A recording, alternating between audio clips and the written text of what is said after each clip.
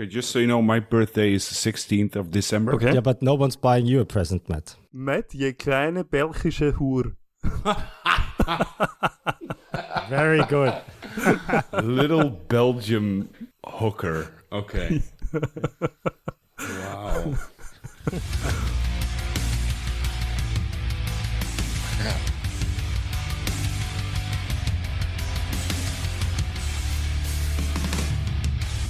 No, what's going on with you guys? What's happening? Any news on the shop front, Albert? No, not really. We have to move out end of the month. We're not going to be able to do that. So we will stay here, I guess, till end of August. We're shop hunting like crazy. Yeah. It's a shit show, but that's just how it is. We'll manage. Yeah, you're very calm. Considering the circumstance. I mean, Yeah. I often think I'm more excited than you are. Like Seriously, that's. I think that's like a trademark of him. He never gets. He's always the same Albert. I mean, staying calm is my superpower, so that's why. Yeah. Are you like that with the kids as well? I am, actually. Oh, Always? fuck. Oh, Yeah, Lord. almost, yeah. Okay, well, try my kids. I bet that'll be over in a heartbeat. That's impressive. My kid's super nice, so I sometimes wonder if it's actually my kid because she's so nice.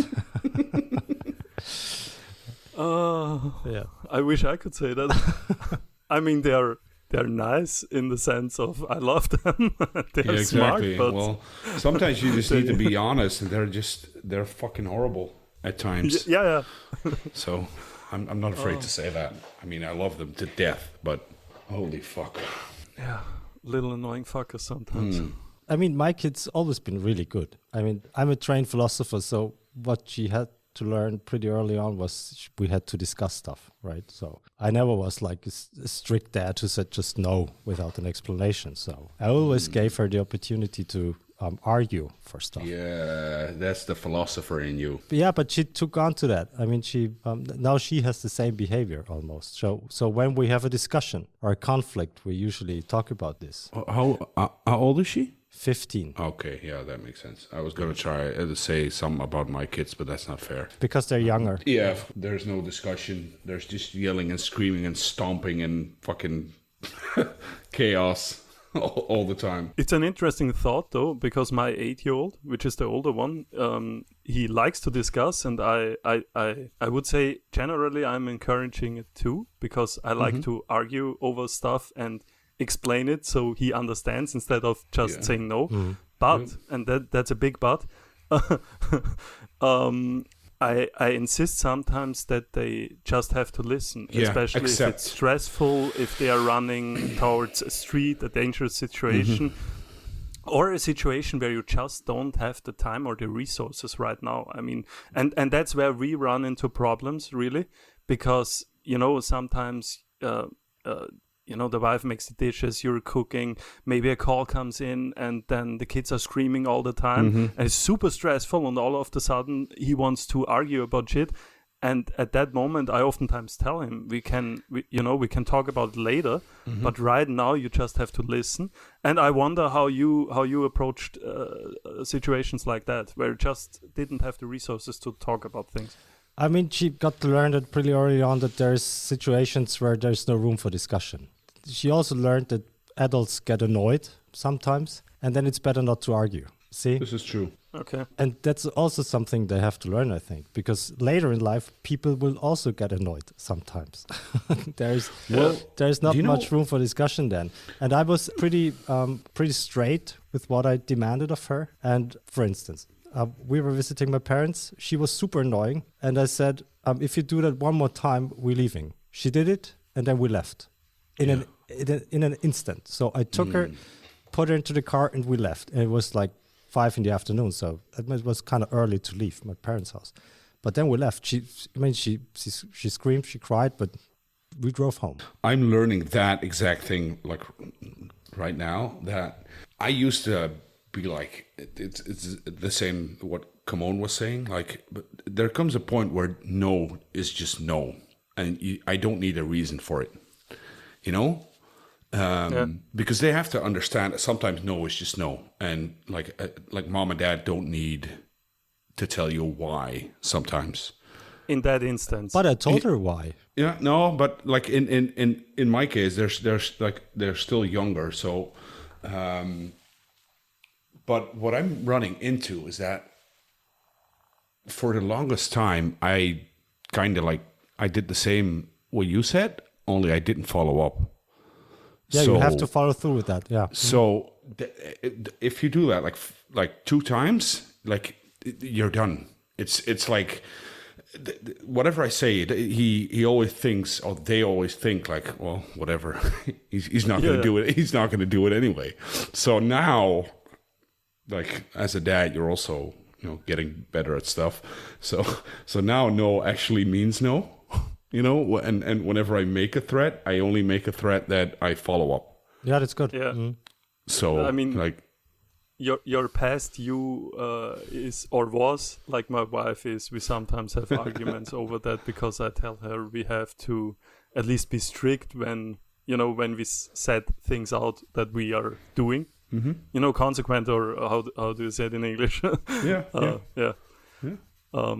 Because those little motherfuckers, they find every hole in your game. They do. Yeah, really, they really do. What I meant was, let's say bedtime, right? I mean, it doesn't really matter if they go to bed at 7 or 8, okay? Yeah. If they want to stay up longer, that's what I did with my daughter. She asked me, can I stay up till 8? I asked her why. And if she had a good reason, she was allowed to stay up later. There's nothing I hate more than just saying, well, this is how it's going to happen. Let's say bedtime at 7 and you have to go to bed every day at 7. Why? The question is good. You're totally right with that. And I mean, I'm not saying, just for the sake of argument to have, or for the sake of power or something like that, or domination to say something to kids and just stick to it. I did the same thing with my older boy. Once he was, he stood up in the morning, always on time, not laying in bed, not being tired. And he asked if he can stay up longer, and it was all right because, why not? Yeah, right. So I'm with you on that, but I'm just saying sometimes you lack the time to explain to them. And then I find myself saying, you just got to do this now. I can explain it at a later time, or sometimes I explain it and they just don't want to understand. I mean, the other one is 4. He oftentimes can't understand. Yeah. Your oldest is 9 or 8? 8. Oh, 8, yeah. Yeah. And I find he does understand, but he pretends that he does not. Or I think he plays a little game because he's very smart, like all 8-year-olds are. But he pretends he doesn't understand, or he plays a game sometimes. I think plays around a little, but tactics and all. Anyways, but I'm just saying we struggle most with them. Sometimes trying to discuss things where there is at that time no discussion. It's just not possible. Yeah, that's what I mean. We're overwhelmed with shit and when you're in a restaurant or something and they're not behaving. You don't want to have like a full-on discussion in a restaurant like why they can't do stuff. So at these times, I just think that no. It doesn't need explaining, and I would prefer they would listen. But and I think actually because I thought about that, why is there no time, and how do they have to listen, and how does it reflect on our lives as grown-ups? And I think we encounter the same things as grown-ups. We sometimes encounter situations where there is no discussion at that point, or there is nothing to gain. When your boss fires you, it's just over. There is no discussing that. Yeah, exactly. Once he said that, and I think kids have to learn from that as well. They have to accept and move learn on from that situation that is forced upon them by their parents. Also, I agree. Yeah, but there still is a reason. Yeah. And I want them to learn, or my kid to learn, that there's a reason for why things are happening. And that's why I explain the reason maybe later. But if she doesn't behave well in a restaurant, I warn her like once or twice, and then we're leaving. That's just it. I mean, that's good. No, I'm no bullshit. Another example is we were visiting my parents, and my daughter was up till I think 8. It was Friday. Originally, we wanted to stay there overnight, and my dad said she's like 7 years old. She has to be in bed at 8 as long as you're under my roof. And then I said, okay, then we're not going to be under your roof anymore. So I took her and we drove home. You sometimes have to train your parents too. Yeah, exactly. That's an interesting situation. I like that you defended her like that and that you left. I mean, it was Friday. Come on, let the kids stay up later. All the adults are still up. Why does the kid have to go to bed at 8 just because my dad says so? Come on. Yeah, exactly. I'm the same with that. Like, not my dad doesn't do that, but like they're my kids, so. My kids, my rules. Yeah, exactly. My dad doesn't do that anymore either. Surprise, surprise. I wonder why. You educated them. Yeah. Your parents have a good upbringing by you. Yeah. No, but I wonder what his motivation was. I mean, I guess it was just that he was used to it from his kids, from you, and yeah, he's an old school dad. I mean, we are a different generation, right? So we talk way more. We are a bit more thoughtful when it comes to kids. I mean, my dad's old school, right? My dad was always, that's just how it is. Why is that? Because I say so. Yeah, okay, I know that. But most of us are completely different, right? So, you know what? And all these little things, when you're in it, they all seem important, like very important now. But the only thing I just want, like when my kids grow up, I just want them to be able to tell me everything. Yeah, they should know that they can tell me everything. That's my biggest goal for the kids. Like I had that with my dad. Like, he could be strict, he could be, he was very relaxed and whatever. But it didn't matter what I did. If like the first person I would call is my dad. I'd done some gnarly shit, and then I was at the police station and whatever, and I could just call my dad, no questions asked. He would just pick me up. Yeah. We could deal with the shit later. He could like punish me or whatever later, but I just always know that I could call him no matter what I did. We had that too. So I once was at a party. It was New Year's Eve, and we ended up at a party where there was tons of drugs and everything. And I was completely overwhelmed. And I called my dad like at 1 a.m. and I asked him to get us out of here. I was the guy that you were selling the drugs. No, not selling it, but yeah. It was too weird for us, so I called my dad and he picked us up. So. Yeah. And no questions asked. There was never any discussion about that, because he was super happy that we called him, because no one knew what's going to happen at this party. So if there's one thing that I took away, like, from my upbringing, that's that is the main point. I want my kids to, I don't care whatever they did, whatever happened, whatever bad shit they did, they just have to know that I'll call them. That you'll be there. Yeah. Yeah. Whatever. Yeah. Oh, that went deep very quickly. Oh, yeah. Holy shit. Yeah. Holy fuck. Kids.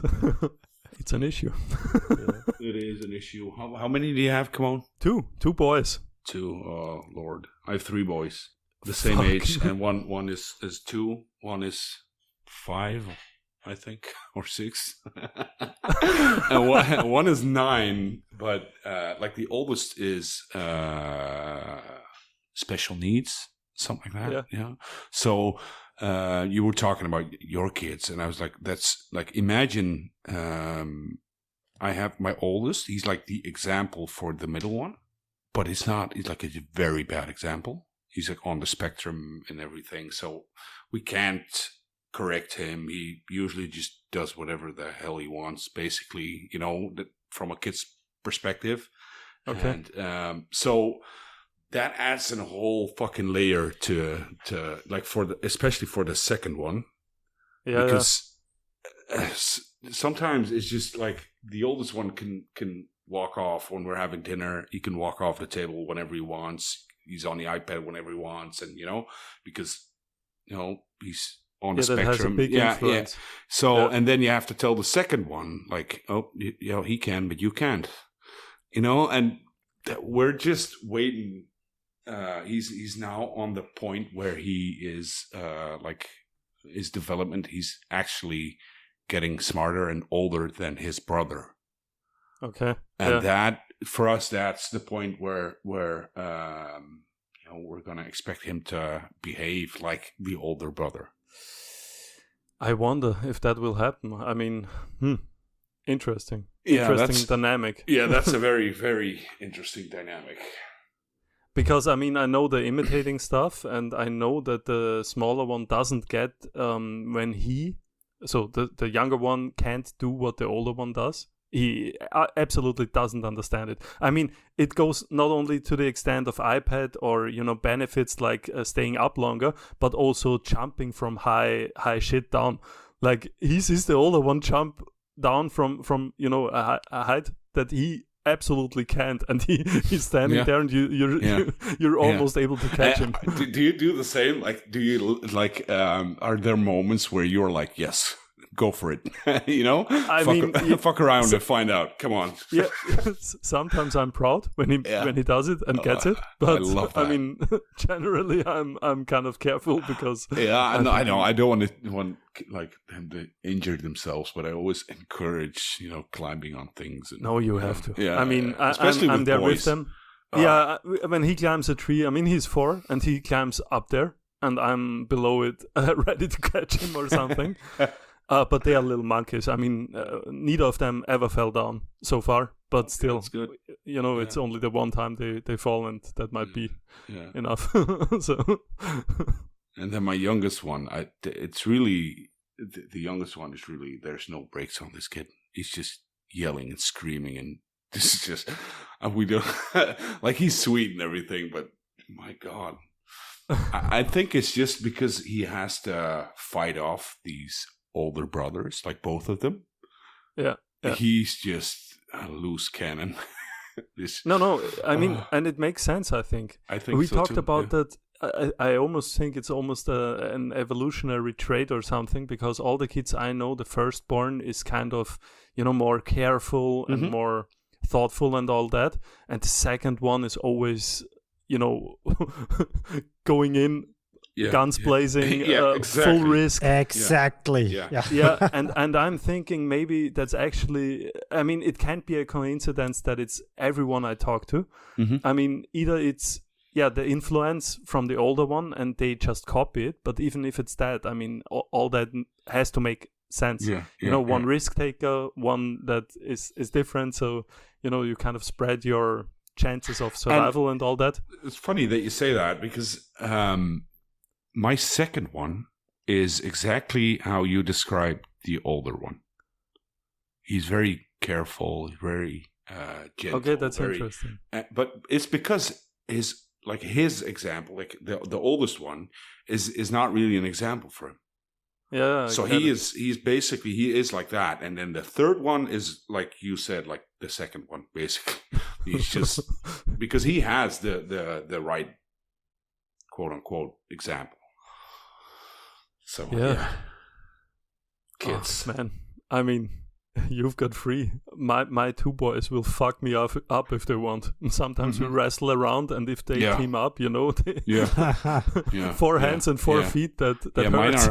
Mine are in the Avenger phase now, so they're running around in fucking Iron Man suits and everything. Mm-hmm. It's just, they'll take you down, man. Yeah, nice. You deserve it. I mean, let's be honest. Oh, yes, I do. I do. I have a question for you, Mr. Kamon. Go ahead. Who's your number 1 Dutchman? And why is it not me? I was fucking with you because I only know one. Oh Lord! And I told you you're my third. How did I put it? Third favorite. Yeah. So offended right away. I was like, oh, why? Yeah, I'm a bitch like that. So Hard at Knives is now your favorite Dutchman? He is a super. Did you have the guy on? No, he doesn't want to. That schmuck. What? We asked him like a million times. He was like, "Oh no, I'm not into podcasts." And yeah. There is the problem. You don't have you can't ask. You have to tell him. Okay. He's young. Oh. He's impressionable. That's a good one. Yeah, just tell him you're on now. Yeah. No. he has to come on. He's a very interesting guy. He visited some Austrian makers, and I was one of them. We talked a little, and extremely talented. I mean, if I was compare just what I did, what I did with 18 years old. Actually. No, he's extremely talented. I mean, right? Is he like because I his age, and you look at his work, and what I find amazing is the ease that he does it with. It's not like you can make these knives, but he's just throwing them out like it's not hard at all. At his age, I think it's fucking ridiculous. It has to be almost a generations thing, because I don't know anyone that engaged when I was his age. I mean, I knew people who weren't as much a fuck up as I was, but with 18 years old, I didn't know someone who really crafted stuff or anything. So I'm just assuming, and I know some younger people like him, younger knife makers, who are also very talented. And what I always ask myself is, where will they be when they are our age? Exactly. They have such a head start. But super interesting, and he makes it look easy, and nice designs, very good from a crafts perspective, fit and finish, super nice. Yeah, agreed. I think he's going to be a big one. That's what I said. Yeah. If he sticks to it, I'm convinced. Me too. So who's your favorite Dutchman then? I mean, I only know him. He's Dutch. Matt is Belgian or German. I think. You are German. Fucking Josef Fritzl fuckers. Oh. Holy shit, that escalated quickly. Yeah. What does your basement look like? he could have said a few names that would have been worse. Yeah. You guys are good at producing fucking horrible people. Yeah, but there's not that many names that are worse than... True. I can... well. Yeah, one or two maybe. Okay, who's the second one? I don't know a second one. That was the joke. You're the third, even though I don't know a second Dutchman. Sorry. Jesus Christ. Okay, but did you guys made any footage? I didn't see it yet from Timo. Yeah. We made a Q&A. I don't know if he will post it. I gave him my my microphones that I had in the shop laying around, because his on his smartphone is totally fucked up. Because the content he produced, I think, was good, but I just wasn't able to listen to it. It was horrible. Yeah. It's all the metal dust. I mean, I have it with my smartphone as well. All the metal dust collecting on the speakers and on the microphone. So yeah, that's just it fucks. Why? Basically, he said he doesn't want to be called a Belgium, but he lives in Maastricht, and that is basically Belgium. We call them Belgians because they talk the same, they act the same. They're basically like Belgians. Yeah, probably he told me that Dutch people are sensitive about that, because his region where he is, probably there all of the Dutch people are sensitive about this. Yeah. So yeah, that's true, because they have the same accent. They're basically, we call them they're like half Belgian. Belgian. Yeah. They say that about me with Germans, because I live so close to the German border. It was a tough choice. Initially, I was going to call you a German, but then I thought, let's ask him, since he's Dutch. How can you fucking call me? I just listened to your little conversation you two have, and you want to call me a German? We speak Austrian. No, yada yada yada. It's all the same. No, it's not the same, actually. You could definitely hear the difference. Of course. It's just German, but then in a Josef Fritzl type way. Come on. Have you ever heard him talk? No, because I just saw his fucking angry, evil face. He really looks evil. I'll never forget that face. Never. Guys, just so you know, this is all going to be part of the show, right? So yeah. Okay, good. You just have to edit the music in there. people are tuning in for knives and knife making, bladesmithing and stuff, and we end up talking about Josef Fritzl. Good. Kids and Josef Fritzl. Jesus, Albert is just combo. worried we will say something fucked up. Meh. What is Keith doing right now? Why isn't he here? America. Yeah, but I mean, as if America doesn't have internet. I mean, Yeah, I think he just doesn't want to. Taking days off or something. Yeah, Fucking taking days off visiting bitch. family, drinking. did he deserve that? No. Okay, No. then Nope. we are on the same page about that. He does not deserve that at all. No. Where is his? Do you know? Do you guys know where his parents live? Or I'm guessing he's with his parents. Yeah, I think East Coast. I think Boston or something, isn't it? Yeah. Boston. Okay. Boston. Boston. I mean, he's a typical East Coast American, I think. Really? Yeah, reserved, no bullshit, very straight, sometimes rude. Yeah. He's almost like a Vienna guy. Yeah. Is that Grumpy. a thing? Is that a thing? That's a thing, yeah. I mean, Vienna people are known for being grumpy and kind of rude. For whatever reason, because Vienna is super nice, and we have the data to back it up. I think it's the most or best livable city since years or something like that. So it's really nice compared to other big cities, but somehow we Vienna people like to complain about shit that isn't complain worthy. But maybe that's because we have it too good here. You have to find shit to talk about. Maybe, yeah. Yeah, so you complain about We're I a don't bit know. known for that as well. We like to complain as well. I mean, I would also be complaining all the time if I had to live in the Netherlands. So that's Why they- the they- fuck? Especially if I was a German, right? I don't know why I started a fucking podcast with fucking Austrians and Germans and shit like that. Should have just brought on a Dutch guy. Albert, your edits, especially how you start the shows with the small the bits. the bits you put on the front as a teaser or something like that. Very nice. I like it. Thank you. I enjoyed. I was talking to Matt before you came on. Yeah. That's the part I enjoy the most about the editing is the intro. Yeah. Because Matt, and even if Matt's not here, someone always says stupid shit or whatever I can use for the intro. So, yeah. Sometimes I have to laugh when I do the editing. I enjoyed it a lot. Thanks. It's you do a very good job on that. Thanks. Yeah, the listener recognizes that you're having fun because it's genuinely entertaining. But can I request maybe that you put me saying in Dutch that Matt is a whore? Of That's course. the intro. Yeah. That's obligatory, right? Yeah, it's obligatory. Yeah, I already saved that in my mind. So I made a mental note that this has to be the intro, or at least part of the intro. Yeah. You guys are absolute trash. Why would you do that? I mean, Because it's true, Matt. I'm a whore. I'm a whore for money. That's what I am. Belgian. Belgian Belgian. whore for money.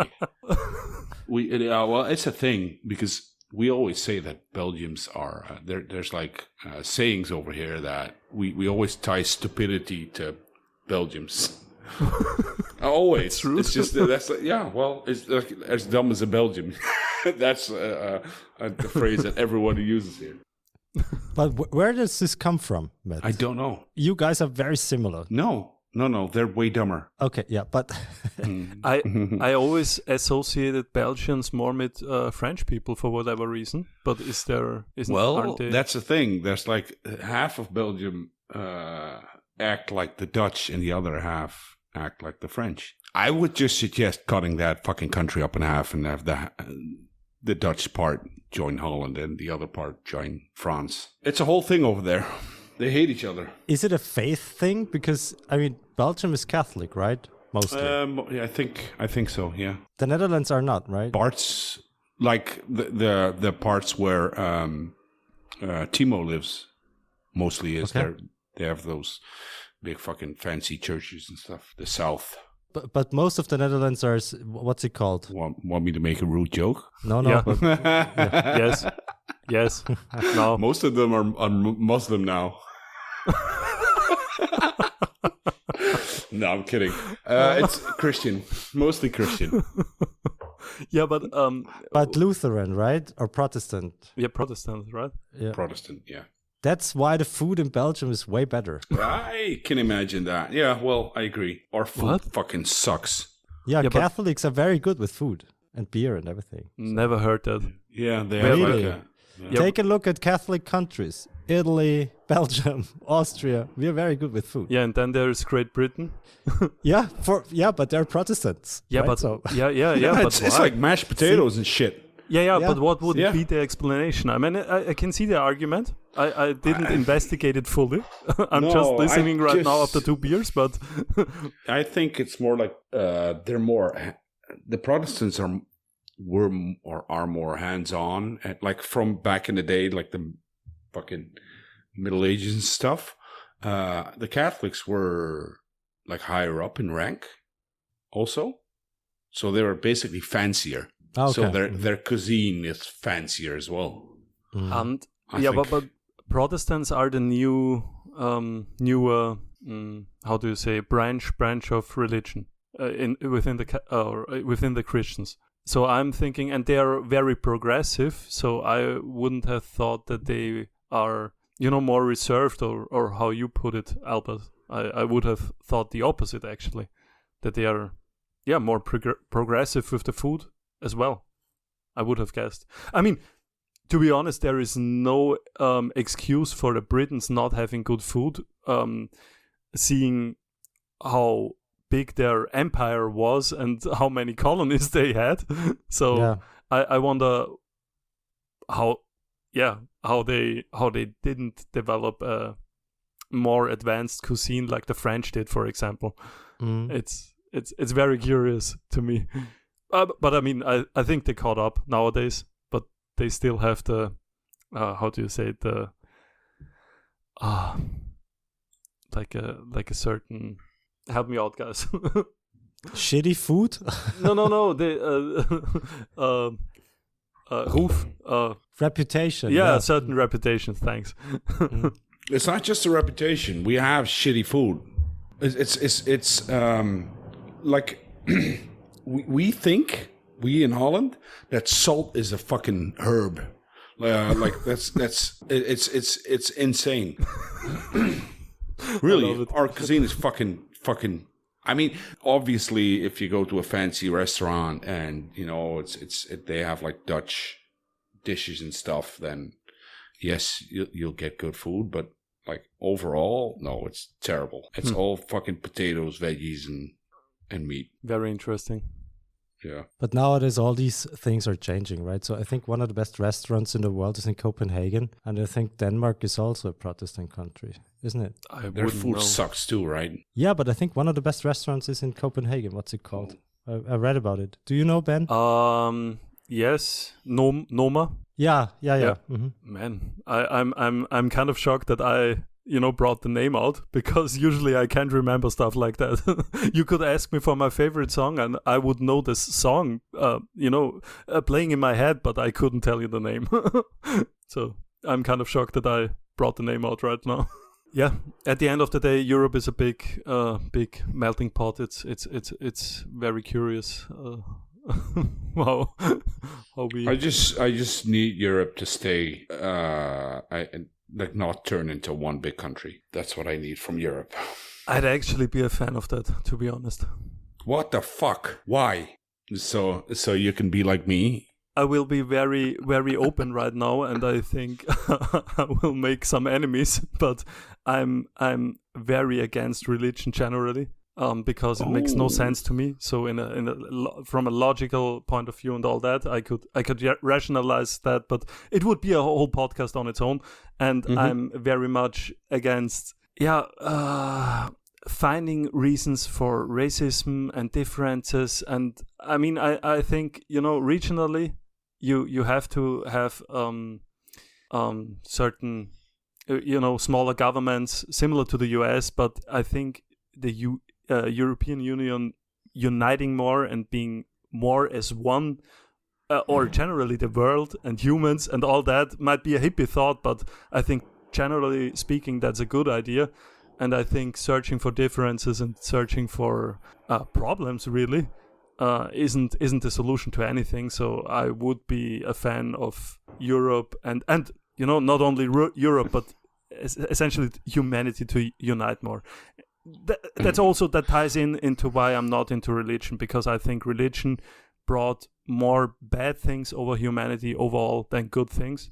I absolutely not. We fundamentally disagree, but yes, I had that point of view for a very long time. Really?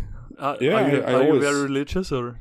I'm not very religious, but oh Lord, do you really want to get into this? No, but I'm curious why you changed your opinion. That makes me very curious. Because especially, I think in my mind, I grew up very late. It took me a long time to become a man and a father, and be the right guy, and faith had a great deal in that, but not faith in your typical way. Like I was always very practical. I like who the fuck believes in a god that magically created the world and everything. But if you really look into it, then all the other stuff that would explain, it doesn't make sense at all. And after doing like a lot of research on it, and mostly in books and podcasts and shit like that, I came to the conclusion that it's actually the best way forward is in faith, and it not necessarily like Christianity versus Islam versus not in that way, but generally I think that people that have faith are, how do I say that? I mean, faith is a word. I don't know if it translates from my German explanation or from it to the English as well. But I think you can have faith in yourself, in your family, in your loved ones. That's all non-religious, and still, you have certain hopes and future aspirations. I would almost call that faith. So I wouldn't say I don't have any faith. I'm just not religious. But I think you don't subscribe to a religion. No, absolutely not. Because I mean, it has so many reasons. But it would be crazy to go into all the details. But I think faith and religion could be separate things as well. I wouldn't say. Oh, definitely. Because if you're absolutely faithless, if I'm translating the word correct, do you call yourself an atheist? I wouldn't know the correct definition for that, but I think so. An atheist is a person who believes that God does not exist. Yes, then I am. No, I don't think so. I don't think that's correct. Matt, I have a PhD in philosophy, and I know. wrote Okay, but listen. Okay, no, seriously, and I wrote a book on new atheism. Okay, is it not that atheist? An atheist is a person who believes that God does not exist. An agnostic is a person who keeps it open. So she doesn't believe that God exists, nor does she believe that God does not exist. So is she or he's indifferent. Guys, what's interesting is we're saying God to things, that could mean a lot. I mean, if you're talking to a religious person, and I talked to friends oftentimes, and I like to philosophize a little, like as a hobby, because I'm not a trained philosopher, but and you won't get a super proper definition what God actually means. I mean, it could be anything really. Yeah, not really, because it depends on the specific religion, of course. They believe in a transcendent being, which means the being exists outside of time and space, and this being created the universe and everything in it. And it brings me to that what I wanted to say. That could be in a scientific interpretation, because religion is always interpreted by as anything by the individual, and that could be the sun, really, in a scientific sense. Not for the universe, but what is the universe in a religion sense? It could be our solar system as well, just being small and all that. but that's not transcendent. No, but isn't like okay.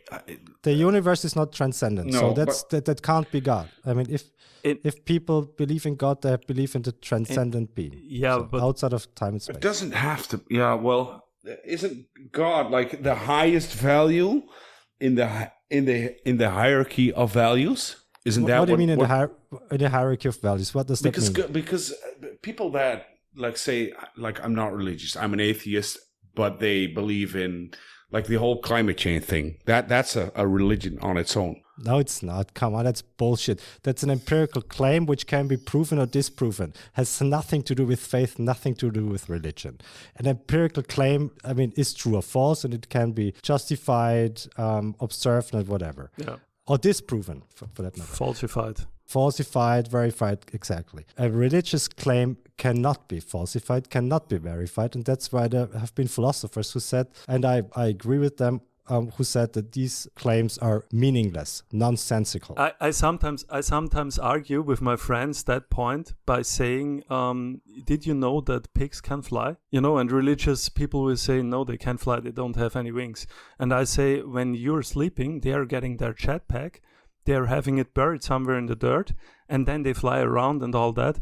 And I'm trying to, convince them about, if I'm making a ridiculous claim like the God in the sky, which isn't falsifiable, you can't prove me wrong because of that simple fact. You can never prove me wrong that pigs can fly. If I'm stating pigs can fly, you can say anything in the world, and I will come up with an excuse that they actually can fly because you're looking away and they're super smart and they are hiding the jetpacks and them being... Yeah, but still, Ben, this can be falsified or verified. I just have to find their jetpacks. So it's not a religious claim because you're using empirical terms. Jetpack, they hide them and everything. So that's an empirical claim which can be falsified or verified. Theoretically, but theoretically. But here's the thing: a religious claim can theoretically not be falsified. That's interesting. Even theoretically, yeah, of course. I mean, if I claim that there's a transcendent being which created the whole universe, okay, well, transcendent that's by all definition. That's all like what it like. What's the definition of this and the definition of that? But like for me, God is the highest ideal. What does that mean? The best you can be. Perfection, basically. You're talking about Arnold Schwarzenegger. But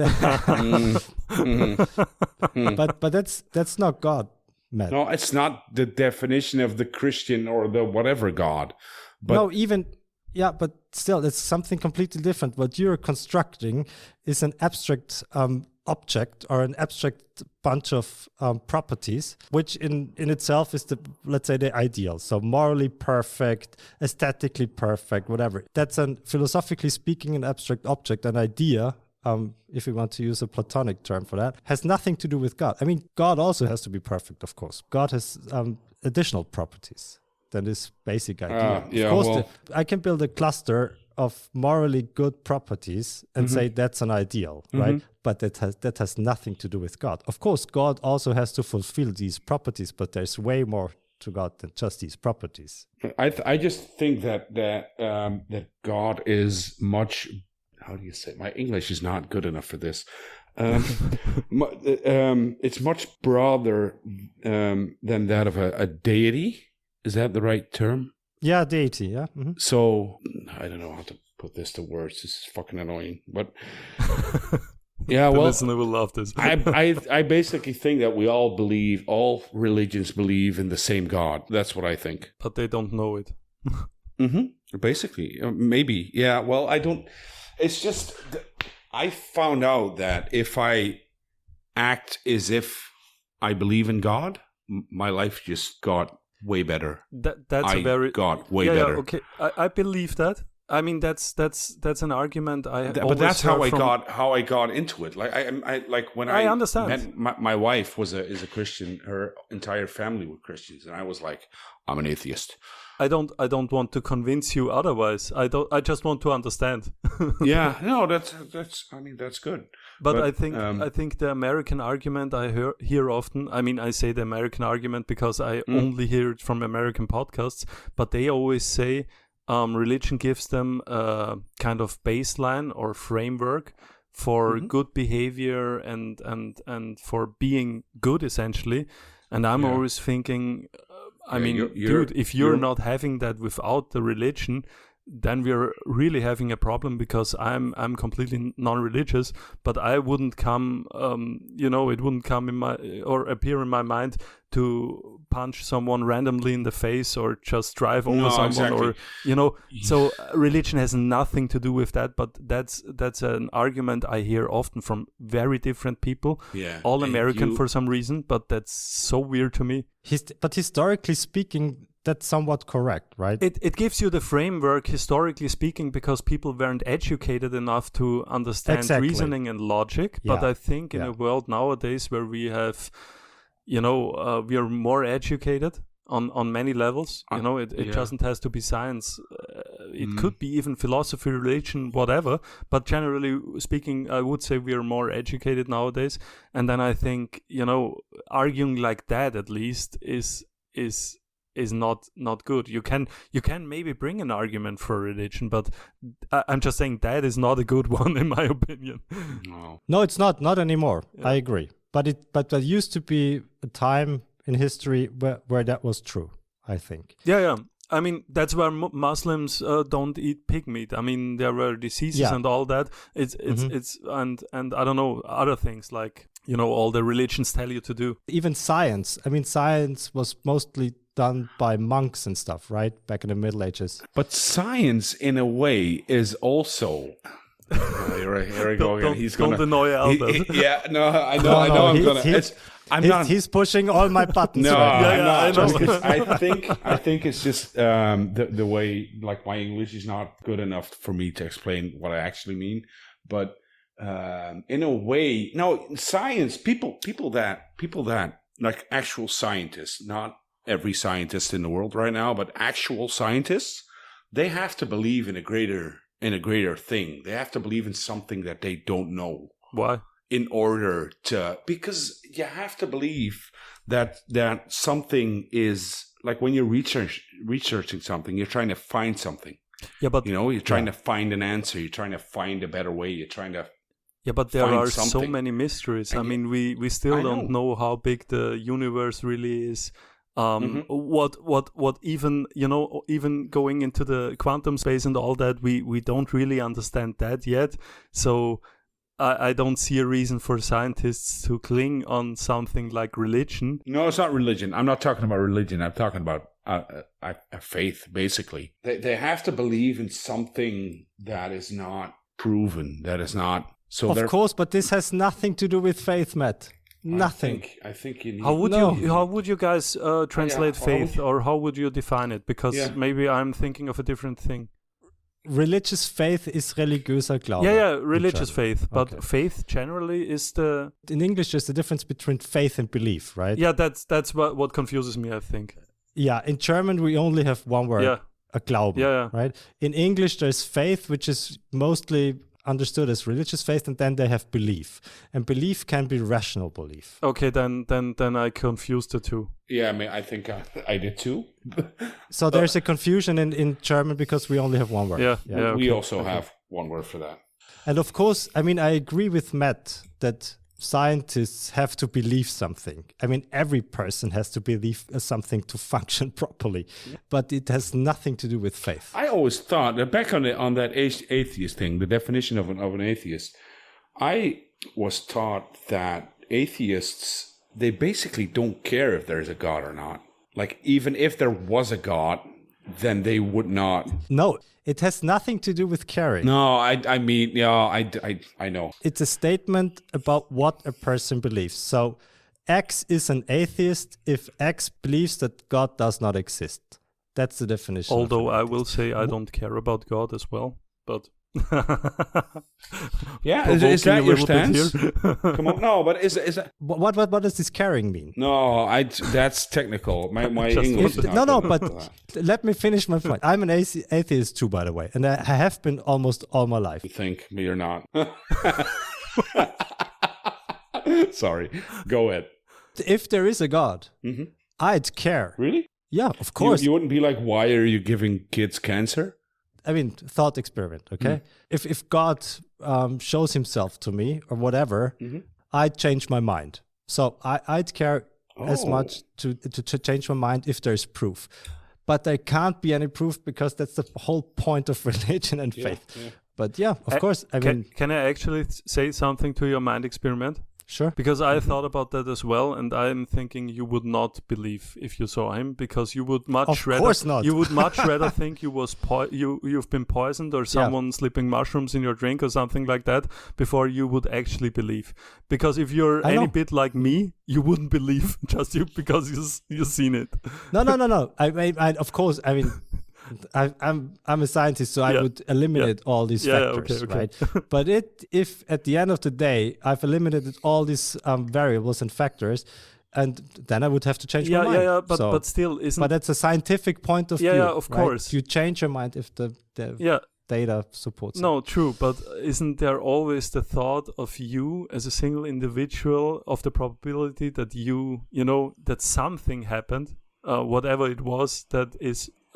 You just can't explain, but before you come to the conclusion that God exists, I'm just saying it would be so ridiculous that it would be very hard to convince yourself as a scientific thinker to say that. But I just was trying to be funny. Never mind. But I agree. Yeah, I mean, yeah. No, it's an interesting topic. I mean, I thought a lot about it. Also with thought experiments, I always ask my friends or family who are religious where the line is. I mean, it's kind of weird, but monkeys, for example, which are very intelligent. I mean, is there why only humans is the main question. Why would only we be something? Because we're made in the image of God. We are above animals.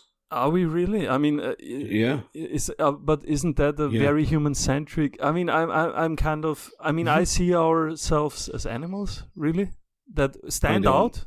But Ben, the whole religion thing is so human-centric. Yeah, true, but I mean, the whole thing. I mean, it's no surprise, right? So, you guys think you're just like animals, but smarter. We are. You were just like animals, but with a bigger brain. Yeah, not the bigger brain, but the better one. Yeah, better brain. Big. I mean, big. Not only.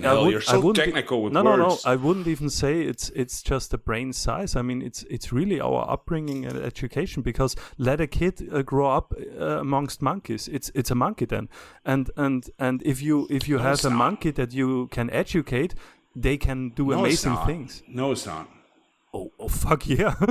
No, it's not a monkey. No, like it's like Tarzan is not a fucking monkey. No, it's not a monkey. But I mean, from its educational level, it's very rudimental. It's very low end.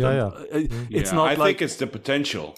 Yeah. Okay. Like there is a monkey does not have the potential to walk in the future, and that's I think what really makes us different from animals is that we can, like, in our mind we can walk, like we can think into the future, and they can do that. I don't think they can. No, they can. Oh, some animals. Okay, tell me. No. Some animals can make plans and everything. Yeah. They. I mean, even rats recognize. When they are gifted for a certain behavior, or dogs. So that's thinking into the future. That many animals can do that. I think. I mean, it's just different levels. I can't imagine. Humans being that important and I think it's kind of a weird thought. It's like taking yourself too important. I look upon it very weird if someone is very egocentric, and we humans as a religious species are that, and that's exactly. Yeah, that's a bit weird to me how we can take ourselves that important. Compared, we are way different. Don't get me wrong. I mean, it's obvious the impact I we agree, have. But I think it's basically and also the ability for complex reasoning. Or what about that? Like in a scientific way, I think we also have a soul, but I don't think you guys think we have a soul. Don't know what that even means, but yeah. Yeah, Mr. Fucking Scientist.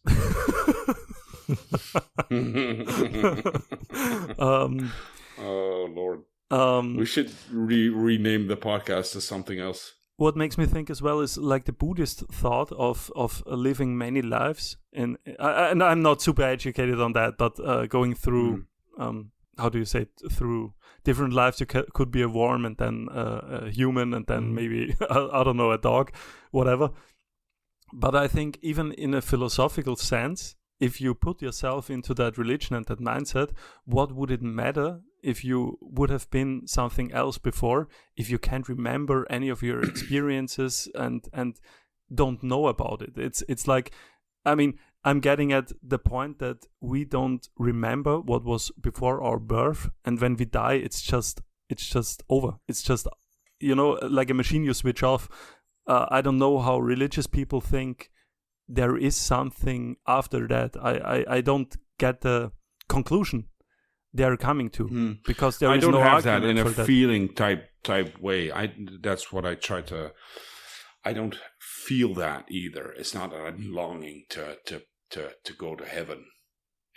It's that I don't. But in a practical way, I just found out in my life that if I live as if I was a Christian, by the way, yeah. If I act like I believe in God, Christian values, yeah.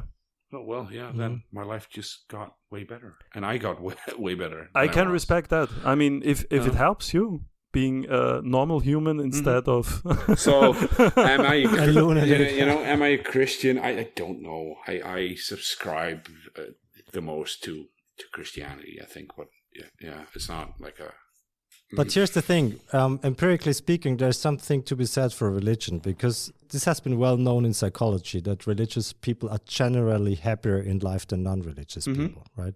That's just a fact. Yeah. They get older, so their life expectancy is higher. Isn't there also, can you confirm this, that the way, there's like a crazy percentage to get people out of addictions? Isn't that? Yeah, sure. But here's the thing. And that's what you said before. It's the same reason for why people believe in an afterlife, right? It is more hope than belief. So, of course, everyone hopes that there is an afterlife, that we see all our loved ones again who have passed and everything. Of course. But hope has nothing to do with truth. I can hope that there is no animal cruelty, but there still is, right? So it has nothing to do with truth. And that's where religious people, in my opinion, sometimes get confused. They hope that there is an afterlife. They hope that they will see their loved ones again, and that's why they want to believe it, and that's why they end up believing it. I think that's a shallow. I don't want to throw shade at people that think like that, but yeah, no, but I think that's a reason. I've talked to so many religious people about that. I think so too. And most of them, if they're being honest, they say, "Well, I just hope that there's an afterlife." Fair enough. I hope that I'll win the lottery. Do I believe that I'll win the lottery? No, most likely not. Especially because I don't play. I just came to realize, because I was all the things you're saying. That was me like 10 years ago. I was just like. People believe in God because they're scared to die and they just don't want to die, so I'm going to go to heaven. I'm not going to die like that. But, well, after having kids and everything and diving into that and like becoming a father and everything, it just changed me. I have to say something about that as well, because I find myself thinking more about death since I have kids. My death, the potential death of my kids and all that, sometimes you think about, crazy thoughts, but just you don't want to have it happen, your death, or you just want to have everyone safe and happy and all that. And thinking about those kind of things, and I'm thinking, if I was religious, I somehow doubt that I would value life as much as I do right now, knowing that it's not infinite. In the sense of I'm going to heaven, possibly, knowing that it's finite makes me value it more, I think. And I'm trying to put myself in the shoes of religious people, how they approach it, and how they value it, because I don't really get that point either. It's so many things that I don't understand, but maybe I'm a big weirdo like that. But it's thinking about that, it's also looking into it. It's the topic is just so it's too much to like do in one podcast or one session, but like diving into the Bible and having someone explain it, that it's really that can really explain things in a way that you'll never be able to read it on your own. It's just that book also. It's more than just a book that someone like. It's not a book of fairy tales or whatever. It's so much more than that. I just had a thought though. What do you mean? It's just more than that, than a book of fairy tales? Do you think it's a book of like it has no, like someone just made that up like I think it's a lot of bullshit. Our American users will yeah I don't give a shit. Then they should do their research on how the Bible has been compiled, right? No, of course. Oh Lord, how can? But okay, so I think that's like 60,000 cross references in the Bible. Computers cannot do it right now. Guys, we need a religious person, a priest or something with us. We have to plan. Yeah. If there's like 30 researchers in theology who can put together different stories, of course they can make them fit. It's not that complicated. No, it's not make them fit. 60,000 cross references. I don't know what are those. What do you mean by that? It's like links. Yeah, I know what cross references to what? Yeah. To within the Bible. Yeah, within the Bible. Or historically events or whatever. No. Well, they can't fucking prove all these historical, but cross references, like in the book itself. Do you know how many cross references in the Lord of the Rings are? I'm gonna Google that right now.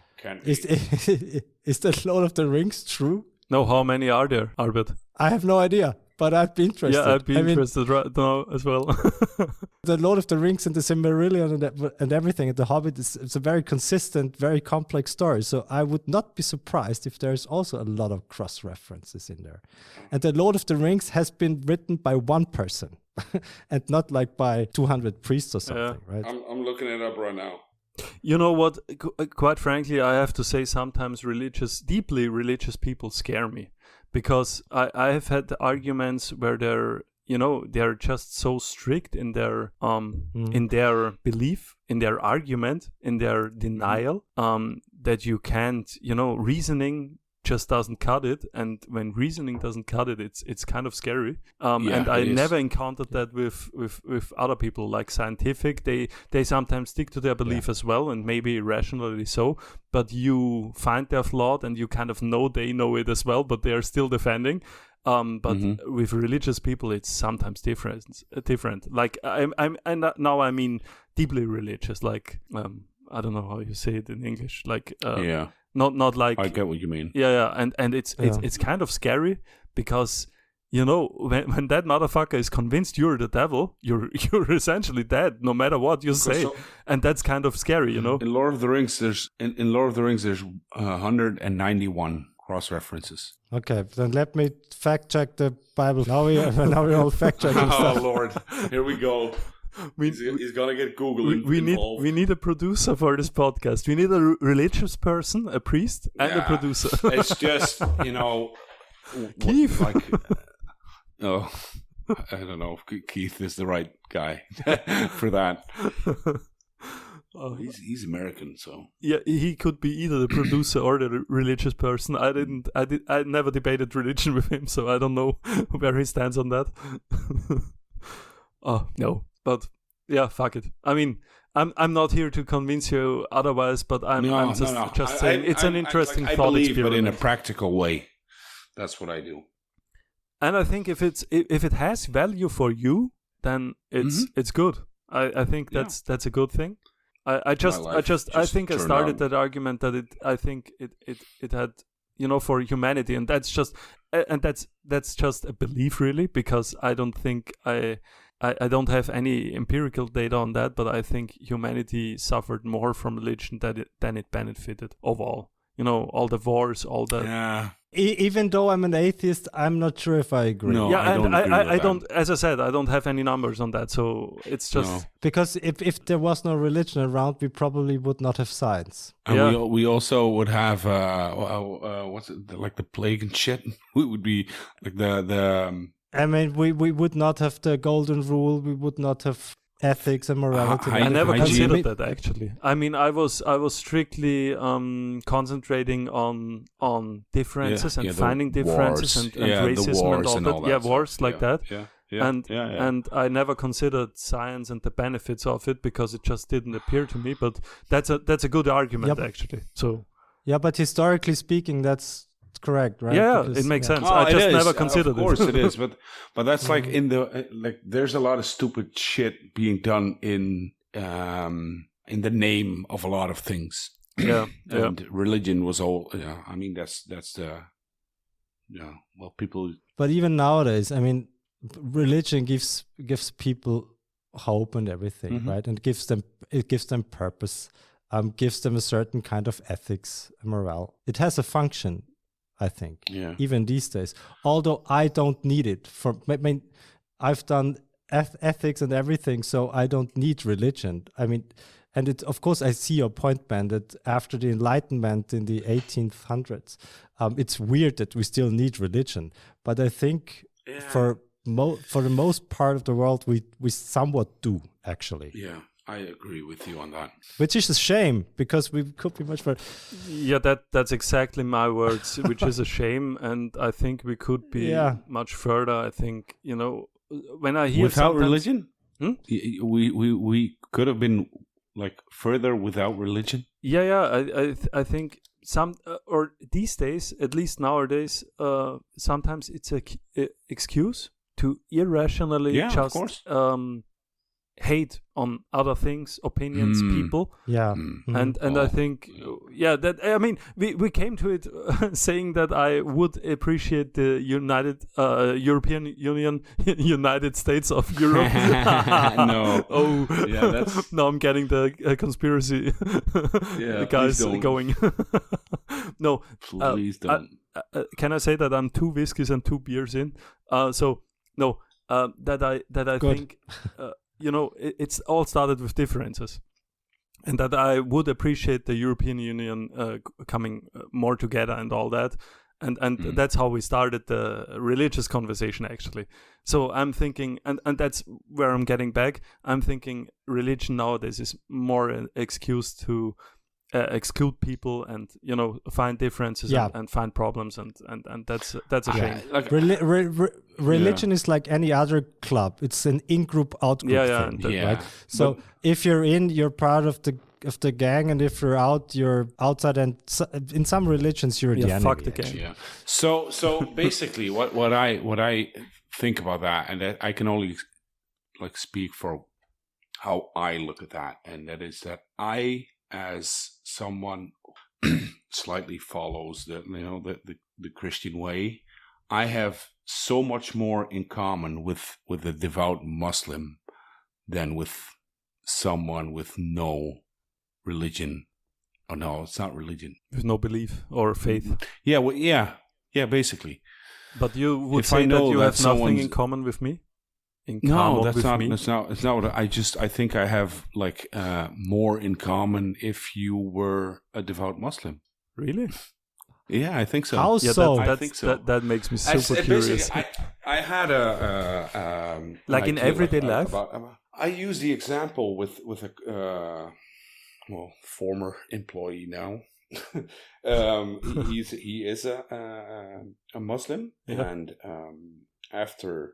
Like I had like 2 days, couple of conversations with him, and I've known him for like a week, and I already had the feeling like I could leave my kids with you, basically. But you wouldn't leave your kids with me, which I would totally understand.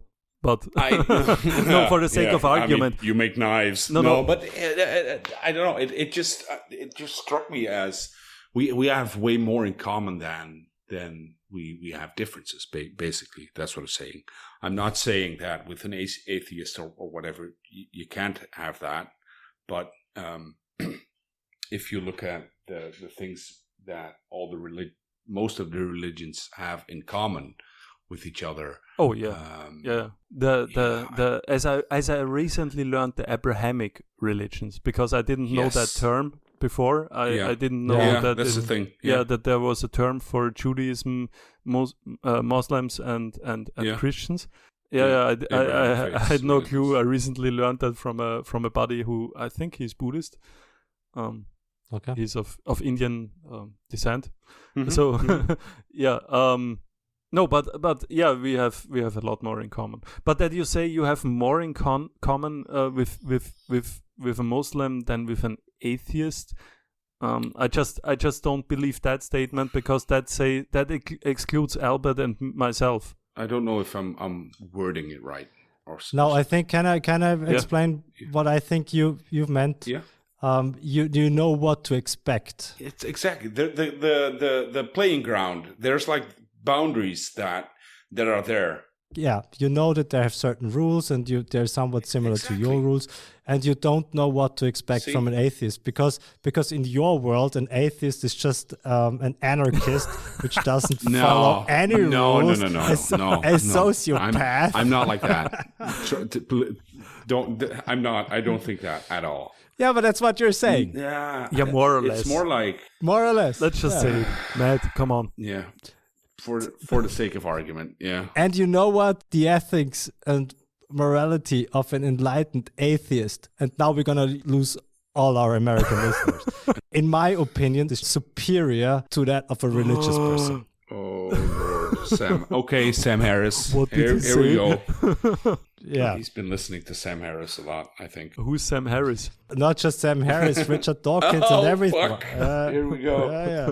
Here we go. I wrote an article about Richard Dawkins. You're a fan? He made a mistake in his main argument in the God Delusion book. So, but a scientific mistake, in my opinion. Oh. So, but I'm a fan of. Educate me, Albert. I know the name rings some bells, but I couldn't tell you what it is. Dawkins.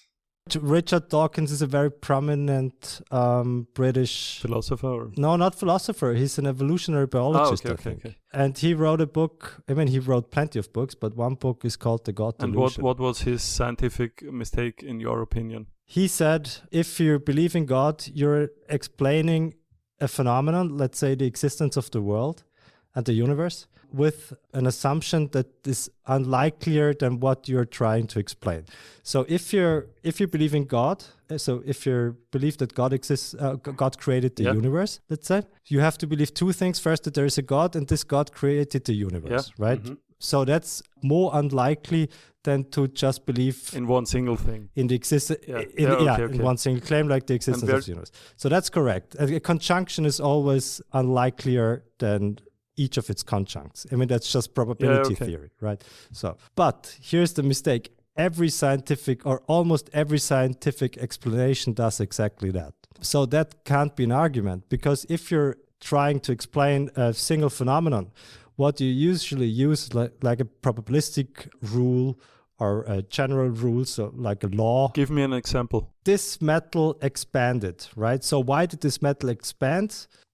Because it was heated up, and all metals, if they're heated up, all metals expand if they're heated up. So again, that's just logic and probability theory. If one claim follows from other claims, the other claims are unlikelier than the claim itself, right? So that's what we do all the time in science. So that's basically what science is there for. Find general rules from which we can derive or that explain the phenomena we try to explain, right? And these rules are always unlikely, or probabilistically speaking. So, but what would your, how do you say it, retort or contrary argument be? Or don't you have any? Because, I mean, you can still think there is a flaw in his theory and still not have a better argument. But do you have a better argument?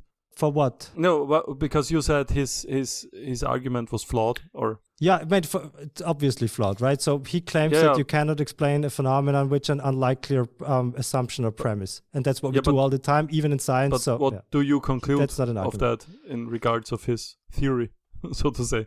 No, I think the main argument is flawed, and it doesn't prove what he tries to prove. I mean, he tries to prove that it's irrational to believe in God. And his argument does not prove that. His argument does not show that it's irrational to believe in God. I mean, there's shitloads of other arguments out there that, in my opinion, are convincing enough to not believe in God. What about the death of God? The problem of evil. Let me mention just one. Okay. I mean, guys, you've pushed all the buttons of a philosopher. I'm gonna throw in another one, dude. If we would be out on a beer, we wouldn't be home like 8 a.m. in the morning. Yeah. Then we have to do that at some point, because I can talk about this shit all night long. But here's I think the most convincing argument for the non-existence of God, which disproves the existence of God. And that's the problem of evil, which philosophers and theologists have been struggling with since, 1,000 years or whatever. And it goes like this. God has three properties. He's all-powerful, he's omniscient, so he knows everything, and he's all good, so morally speaking. If he's omniscient, so he knows everything, he knows that there's unjustified evil in the world, like small kids dying under horrible circumstances and whatever. If he's all powerful, he has the power to prevent it, right? And if he's all good, he has the moral standards that he can see that this is unjustified, and I mean, he should prevent it, right? So that falls from the all goodness. So combine all these three properties. If you combine all these three properties, there cannot be any evil in the world. No, Albert, no, Albert, I have to steelman the case of the religious people here, because you, as a human being, are just flawed in your thinking, and you just don't get the bigger plan of our master. Yeah. You just can't understand it, and you can't reason with it, and that's that, and it's over. Argument over. And it's kind of cute. Don't you think that I've heard the exact same reply 1,000 times from I'm convinced you did. Here's the counter argument. Okay, I don't see the bigger plan. And usually what their solution to this problem is that they say, I don't have a full picture of the ethics or the morality of the world. Because you're human? So I'm human, I'm finite and whatever. So I'm limited in that respect. Okay, point taken, I have not an ideal picture or complete picture of God's morality. Good.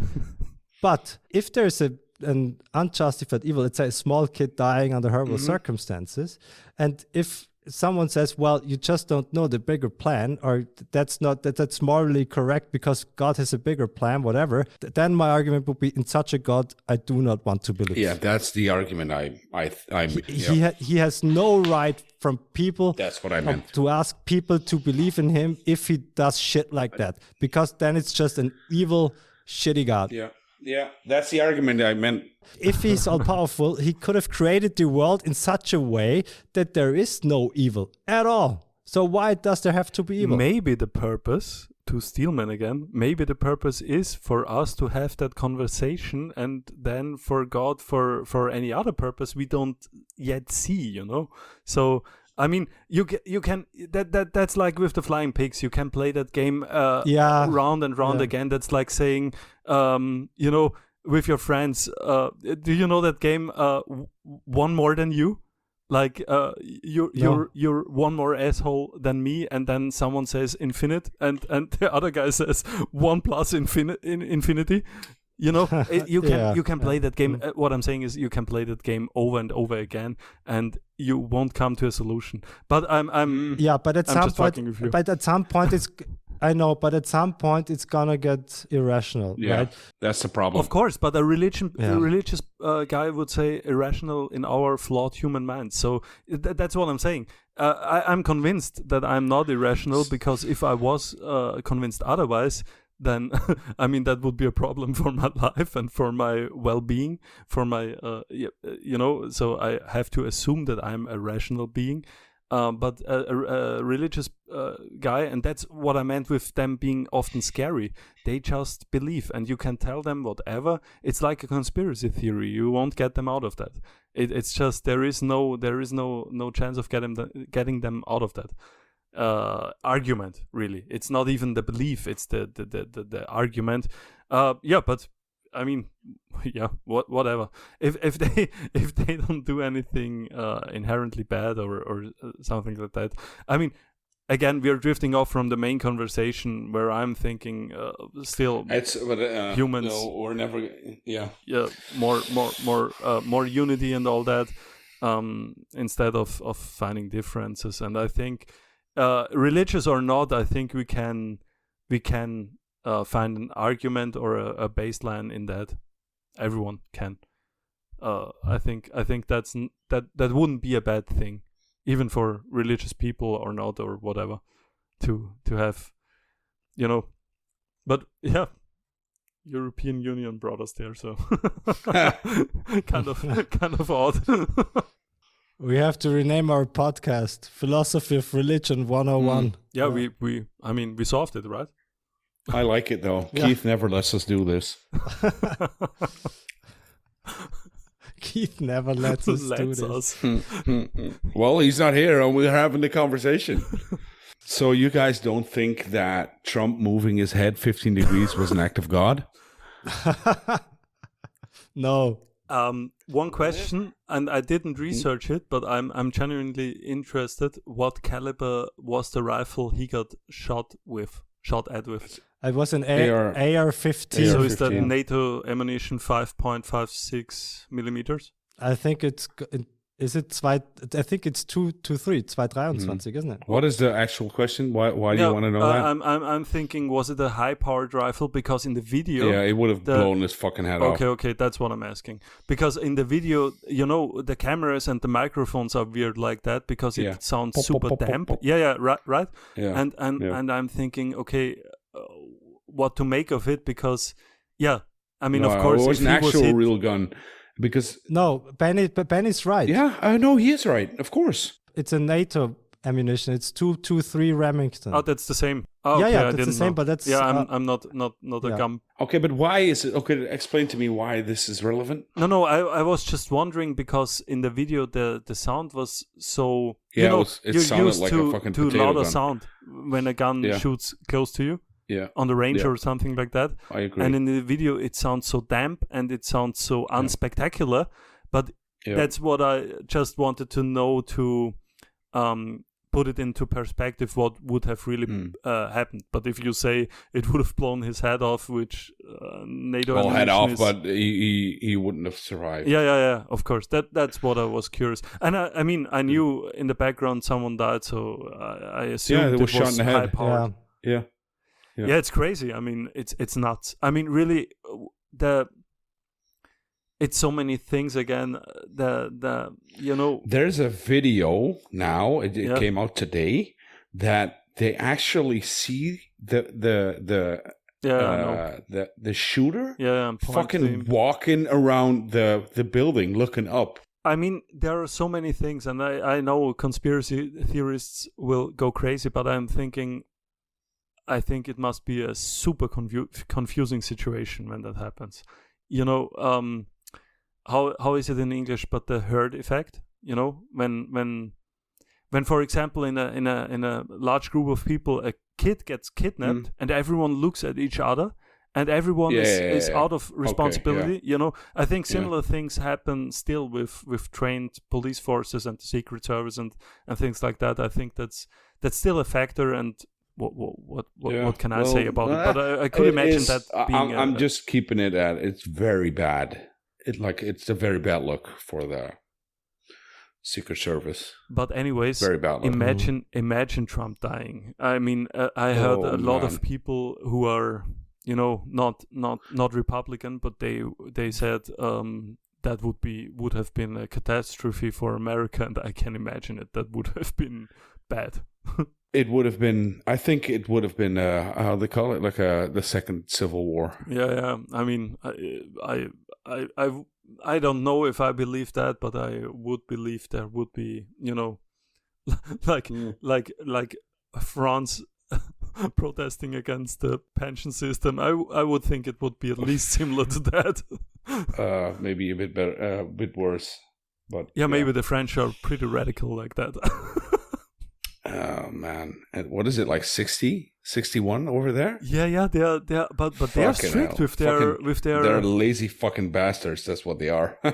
I don't know. I'm thinking. No, I like it. I like it. Exactly. They have their principles, and they're standing up to them. And I like how they are protesting against the government. Do you know how they do it? They'll just stop. They'll just, if one person in the government mentions pension, they'll just stop taking gas. They'll just stop. And we're gonna buy gas again if you don't mention it ever again. That's what they do. And it works. I mean, yeah.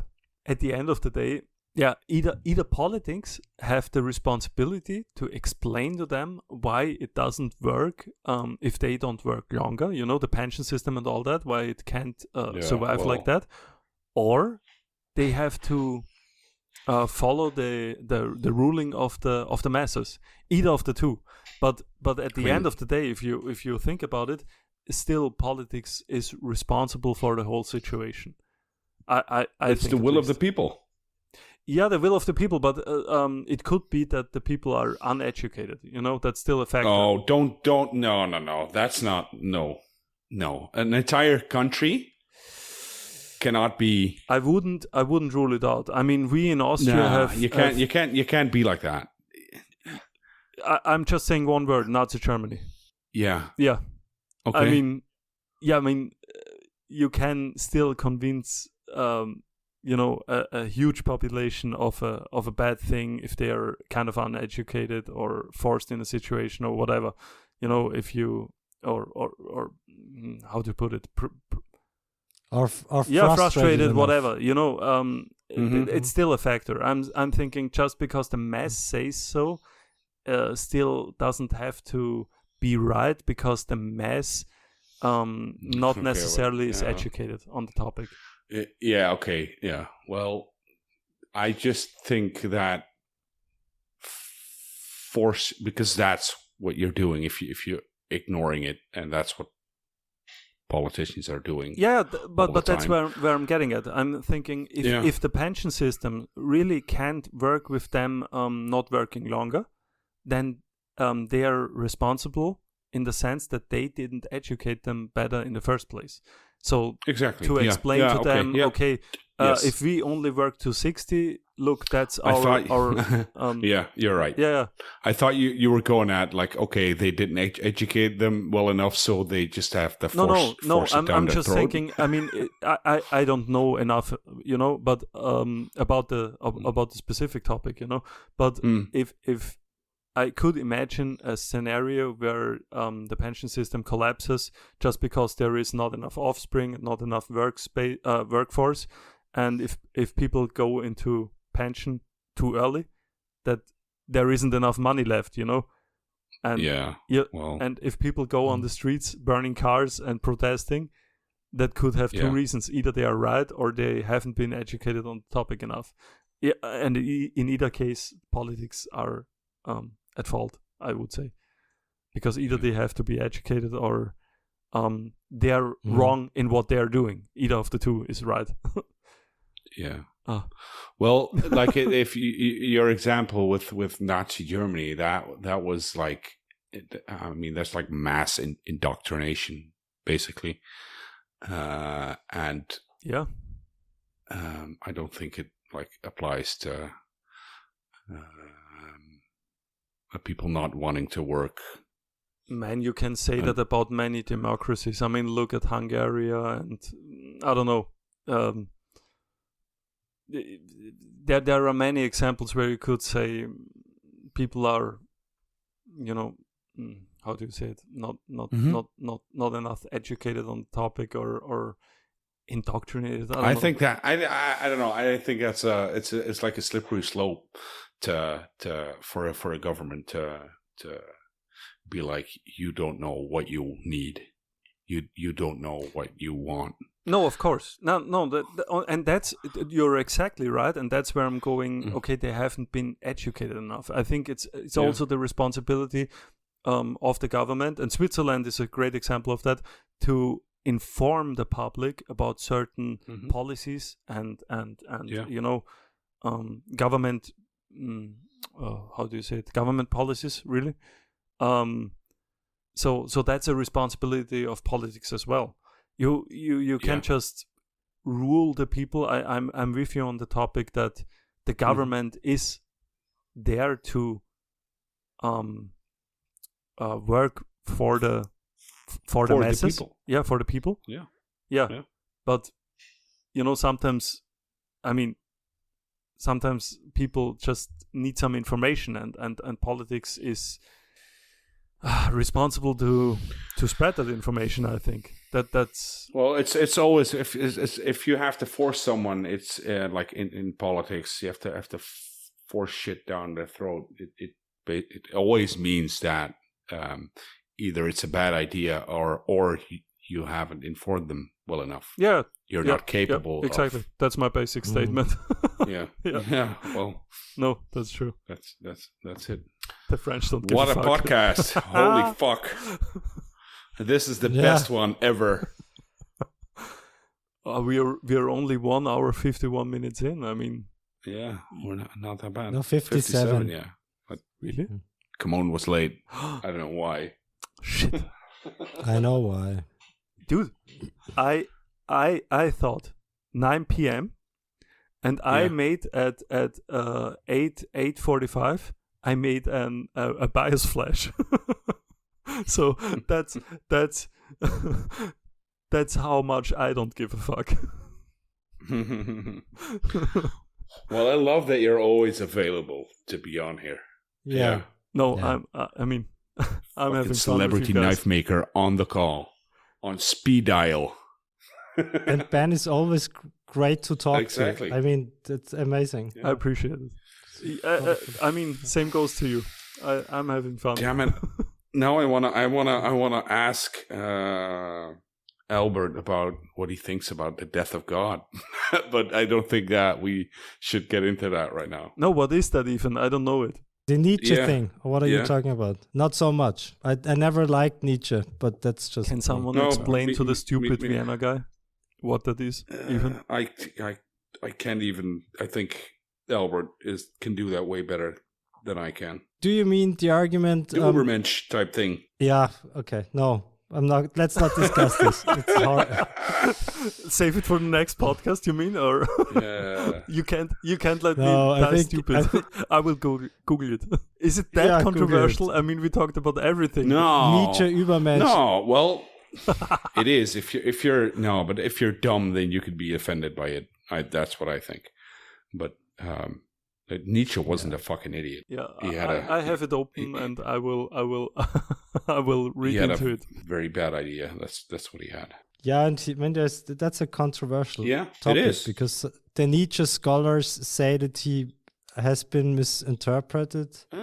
Yeah, but that's what they say. Okay. I'm just telling you what they say. I don't really have an opinion on that because there's much better philosophers out there than there have been than Nietzsche. So Of course. I didn't Of waste. course. I didn't waste my time. What on Nietzsche. philosophers are you into? The analytic philosophers, the mathematical philosophers. Examples I would know. Atheists.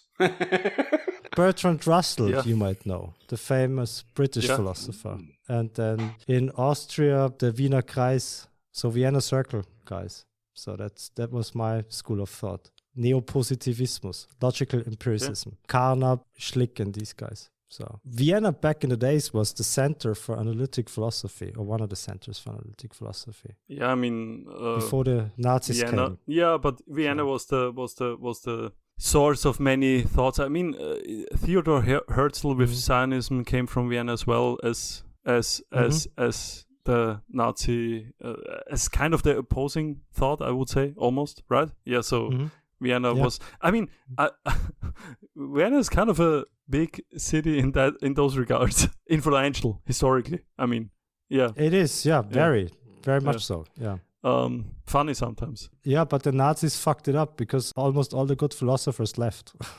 Well, they definitely fucked it up. Either they got shot. Like, what was his name? Was it Schlick who got shot in a university in Vienna? Yeah, I wouldn't. Some Carnap left, so all the Wittgenstein left, so all the famous Vienna Circle guys left back then because of the Nazi regime. So, I just have same happened to Germany. Have opened some things to read into. Vienna Circle. I mean, I've heard of it, but you know a name, but you couldn't explain it. So I just have some things open to read into. Also the Nietzsche thing, very curious. Yeah, and the Vienna Circle, they built the groundwork for the foundation for what's called mathematical philosophy today. Okay. So tackling philosophical questions with mathematical methods. Sounds interesting. Sounds very rational. Yeah, I mean, that's what's been done in all the other sciences, right? So physics wouldn't work without mathematics. And that's what they've been trying to do with philosophy as well. So I didn't know about that. I didn't know that was even an option because philosophical things always, they I like to talk about stuff and think about deeply about stuff. In that sense, I say that I'm a hobby philosophist, but I'm not educated on the topic, so I didn't even think about there being the option to put really, mathematical solutions or ways to the methods to philosophy. No, it's quite a thing these days. How did you get into or why did you study philosophy? Well, it started very early. I took a book out of my dad's library when I was, I think, 14 or 15. So a book by Plato, the Symposium by Plato. And then I was hooked. And then I kept on reading philosophy all through my high school years. Okay, so just on a very personal, influential level. That's interesting. Yeah. Nice. Yeah. Do you believe in Atlantis? No. That's the whole thing I could get into too. I fucking love this. Random question, straight answer. No, I like it. Plato. Nice. Yeah. And the whole mathematics and logic thing, that was a coincidence because in Salzburg, that was just their school of thought. And I was fascinated by it, so that's why I stuck to it. Yeah, and then I did a master thesis in logic, and then I did a PhD in logic, and then. Now, one last question. I need you to watch a show on Netflix called Ancient Apocalypse, and then talk to me about it. All right. Yeah. Please do. Yeah, you have to remind me because I might forget. I have one last question. Take a note. Okay. What's it called again? I'll write it down. Ancient Apocalypse. Ancient Apocalypse on Netflix. Just briefly, Albert, for the stupid mind like me. How do you assign a mathematical value to philosophical opinion? Because I think that's... Holy fuck. No, it's not so much about assigning a value to an opinion. Or how do you calculate it? Just for a stupid person, just explain to me how the principle works. Because I have no clue and I'm very curious. Yeah, I mean, philosophy is like a conceptual science, right? We talk about philosophical concepts like good, evil, knowledge, belief, whatever, right? Okay. And now the question is, how do we represent these expressions with mathematical models or methods, right? So, for instance, belief, right? So I can say, I believe that it's going to rain tomorrow, but that's just a statement. But what does that mean? Well, maybe belief is a probability function, right? So we should not say, I believe that it's going to rain tomorrow, but my belief that it's going to rain tomorrow is like 0.5 or 0.6, let's say. And then we can do calculations with that and see whether or not this really is a correct model for that expression.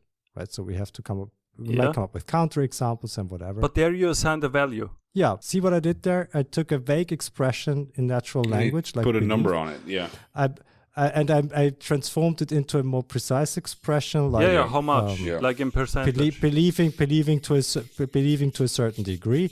Then we can use the whole probability theory, and then we can see whether or not this actually is a correct model for what we originally called belief. So there might be counterexamples, and so intuitive counterexamples, and then we might have to adjust the model. So maybe classical probability theory is not the right model for that.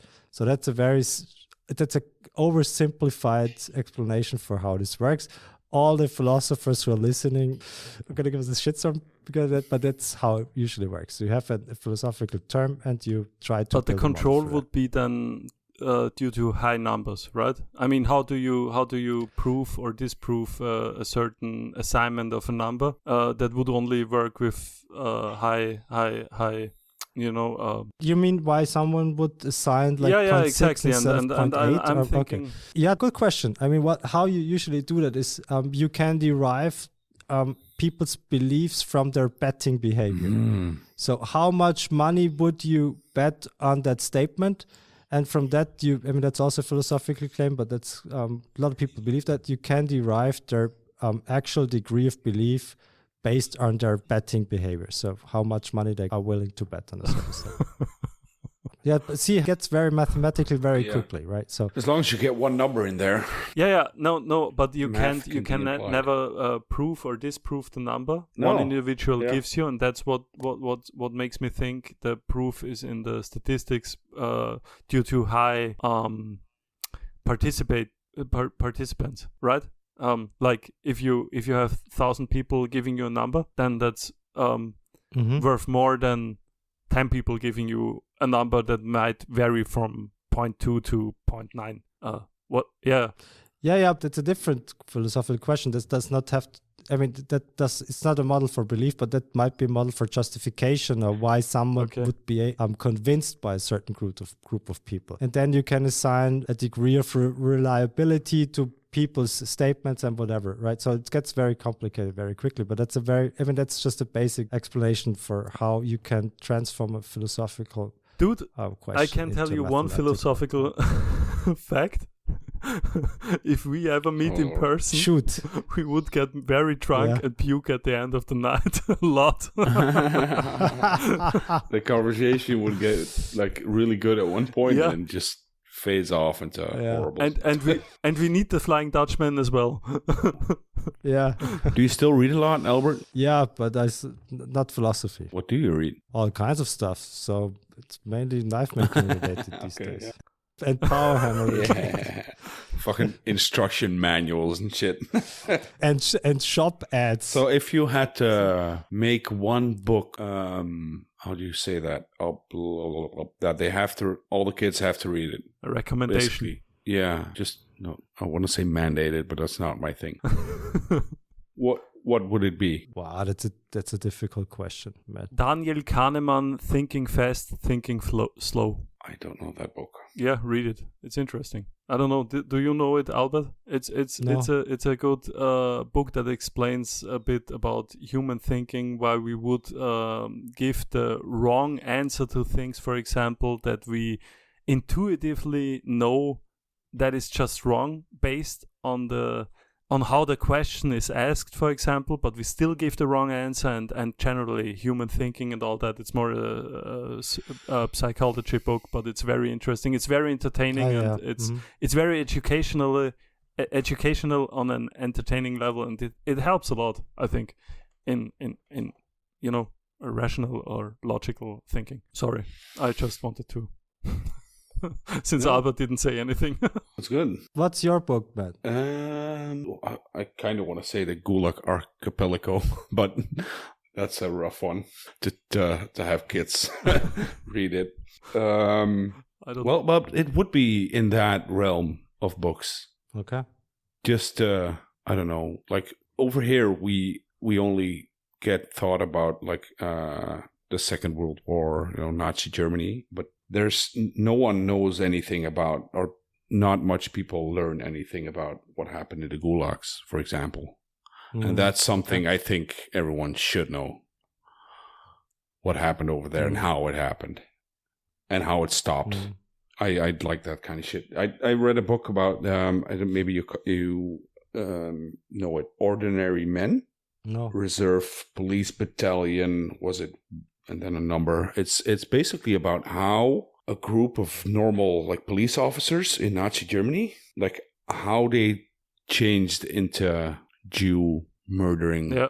How that happened. I don't know the book, but there are many experiments like that. It's kind of crazy how the human mind works. It's that's really like, if you know that, then you see things like that's bad, that's bad, that's bad. Don't get into that. You don't know, you know. It teaches people to see how quickly things can go south. Yeah. We had such a funny podcast, and now you're bringing the. Sorry. No, I was kidding. I mean, it was all super serious. So. Yeah, but let's end it on a bright note. Here's my book, The Conquest of Happiness by Bertrand Russell. The Conquest of Happiness? Yeah. Sounds good at least. I'm going to change my one to the Bible. Say that again. God, what was the name? Conquest of Happiness. Conquest of Happiness. He also wrote the book Why I'm Not a Christian, but this might have been a bit too much for you guys. Is there an audio version of this one? Come on, that's an easy read. I don't read. I only listen. I can't read. Okay. I don't know if you guys can say how many people usually listen to these podcasts, but I'm very curious. No, we just lost them all. So yeah, I'm very curious about the responses on this one. Oh, I'm so glad we have Albert and not Keith. Keith wouldn't air this. No, I am. Of course. It's fun. No, it's a good show. I mean, it was a serious discussion, wasn't it? So why would we not air it? So 100%. Agree. Agreed. As we've said before, we don't give a fuck. Exactly. So no fucks given. No, zero fucks. No, we are in for the fun, and this was fun, so everything's fine. Yes. Right. So what do you think, guys? Is this a show? Yeah. Outro music needed. Matje kleine deutsche Hure. Oh, fucking hell. Oh, yeah. Nice snorting. Sorry, Matt. Love you. Yeah, I love you too. I love you too. Thanks, guys. Thank you. Yeah. Are we going to read out the patrons and shit? No. Fuck them again. Who has the patrons? Do No, you have them? only Keith has them. I have them I somewhere. know one. So, say out the one, please. Oh, I know one that we don't Thank have. you. It's Benjamin Kamon. Oh. Yeah, right. Yeah. I was waiting for that.